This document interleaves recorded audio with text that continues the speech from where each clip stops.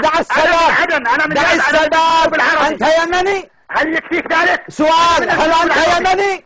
أنا من الجنوب العربي. هل أنت يمني؟ أنا سؤال. من الجنوب العربي. كلنا واحد في الجنوب واحد في الشمال واحد في الشرق. هل أنت يمني؟ أنا من الجنوب العربي. هل أنت يمني؟ لم تجيب على السؤال. أتحداك أن تجيب على هذا السؤال. هل أنت يمني؟ أنتوا السؤال في الجحيم. أتحداك أن تجيب على السؤال هذا. هل أنت يمني؟ أنا من الجنوب العربي. ما تجيب على السؤال. لماذا أنت خايف؟ لماذا لا تقول أنا لست يمني؟ أجب. كن شجاعا. أنا من الجنوب العربي. كن شجاعا. قل أنا لست يمني. أنت الذي لست أتحداك. أستحدي. هل أنت يمني؟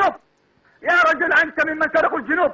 أنا أعاتب الدكتور محمد الهاشمي أن أقف مع شخصية الآن دع المرض جانبا وانطق بلسان أكرمك الله به.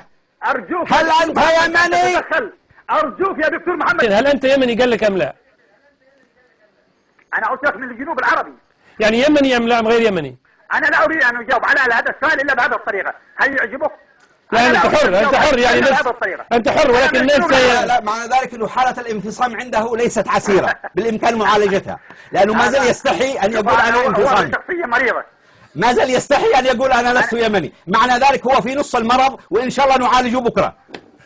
طيب أنا من الجنوب العربي، معنى ذلك أنني لست يمنيا.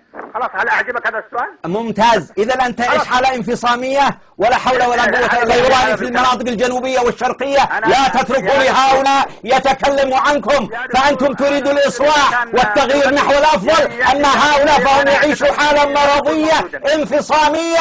أنتم يمنيون تفخرون بحضارتكم، سبا ومعين وحمير، وأنتم قادة الفتوح ومن شارك فيها الإسلامية ومن نشر الإسلام في شمال أفريقيا إلى الأندلس، وأنتم من كانت لكم إمارات في الأندلس. فليستحي هذا الصوت أن ينكر هذا المجد الواسع وهذا التاريخ الواسع، ليأتي بهذه الجهالة ويقول أنا لست يمني. أيها الشعب، إخواني في الجنوب والشرق، احذروا هذا الصوت، لأنه سيضيع علينا وعليكم فترة وفرصة الإصلاح